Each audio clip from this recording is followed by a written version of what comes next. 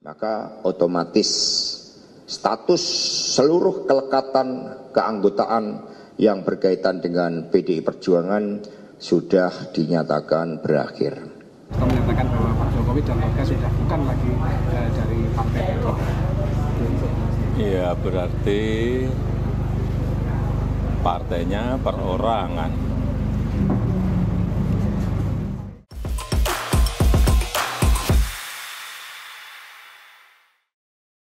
PDIP tiba-tiba membuat manuver yang menghebohkan, yaitu memecat Jokowi dari partai tersebut. Keputusan itu sepertinya dilakukan setelah PDIP menganggap pemecatan tersebut tidak akan memberikan dampak yang negatif. Karena ketidakcocokan antara Jokowi dan elit PDIP sudah berlangsung lama. Tapi PDIP tetap tidak membuat keputusan untuk memecat Jokowi saat itu. Karena jika pemecatan dilakukan, potensinya akan membuat perolehan suara PDIP tergerus. Pemecatan tersebut juga membuat tembok pemisah yang membuat figur Jokowi tidak lagi diasosiasikan sebagai orang PDIP. Karena sebelumnya di Jawa Tengah khususnya Jokowi itu identik dengan PDIP dan masih tetap dianggap kader utama PDIP meski berselisih dengan elit PDIP. Ketika ditanya soal pemecatan tersebut, Jokowi berkomentar pendek. Ya, berarti partainya perorangan. Jawaban ini memunculkan banyak penafsiran. Ada yang menyimpulkan berarti sekarang Jokowi sendirian tanpa partai. Dengan mengandalkan diri sendiri itu, Jokowi akan memasuki kancah politik Indonesia. Jokowi sepertinya tidak menganggap itu sebagai sebuah masalah. Karena sebelumnya Jokowi juga sudah mengandalkan dirinya sendiri. Bahkan seringkali Jokowi berseberangan dengan kehendak elit PDIP. Misalnya soal Piala Dunia atau pembangunan bandara di Bali. Tapi sejauh itu Jokowi tidak pernah menyatakan perlawanan secara terbuka. Dia memilih menghindari konflik meskipun sebenarnya sah-sah saja berbeda pendapat dengan kader partai lain. Apalagi posisi Jokowi saat itu sebagai pemerintah, karena partai itu bukan milik satu orang saja atau berdasarkan darah biru pendiri partai saja. Sementara itu ada juga yang menafsirkan ucapan Jokowi tersebut dengan arti Jokowi sedang menyindir Megawati. Kalau Jokowi dipecat dari PDIP karena berseberangan dengan Megawati, itu berarti PDIP adalah partai perorangan yang dikelola oleh Megawati dan keturunannya. Jika penafsiran kedua ini yang dipakai, itu berarti Megawati telah menyalahi demokrasi. Karena dinamika di internal partai itu sesuatu yang lumrah. Selama kader tidak menyalahi peraturan partai, mestinya diberikan ruang.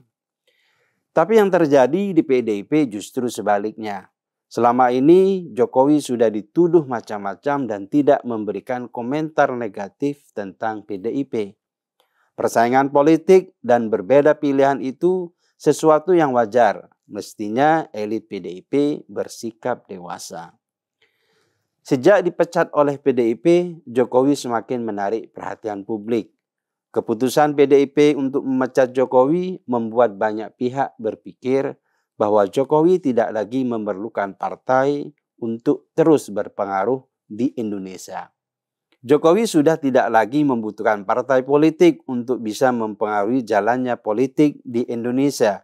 Dengan posisinya yang dimilikinya saat ini, ditambah dengan keberadaan anak-anaknya yang berperan dalam dunia politik, seperti Gibran Rakabuming Raka yang menjadi wakil presiden, Kaisang yang menjadi ketua umum PSI, dan Bobi Nasution yang menjadi gubernur Sumatera Utara, Jokowi memiliki kekuatan politik yang terpisah dari partai manapun.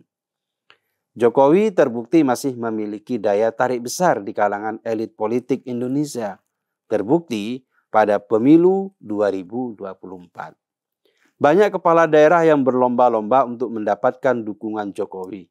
Ini menunjukkan bahwa Jokowi masih bisa mengendalikan dan mempengaruhi situasi politik di tanah air tanpa harus terikat oleh partai tertentu.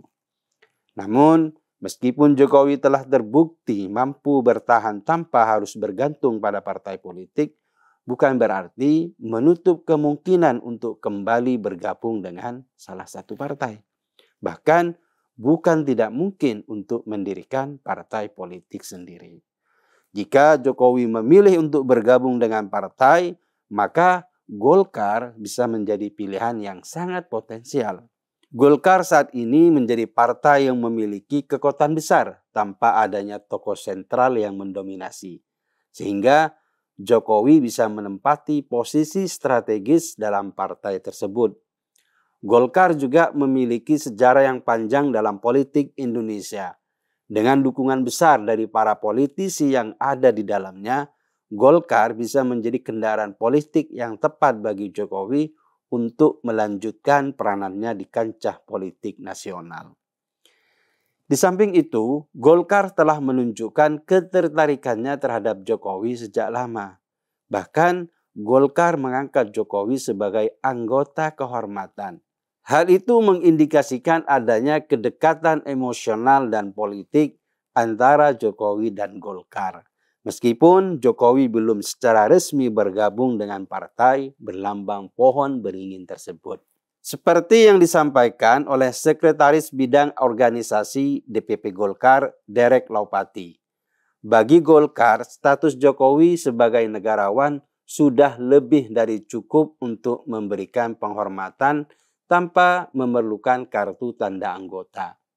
Begitu juga dengan Gibran Rakabuming Raka, yang juga disebut-sebut sebagai anggota kehormatan Golkar, memperkuat hubungan antara keluarga Jokowi dengan partai ini.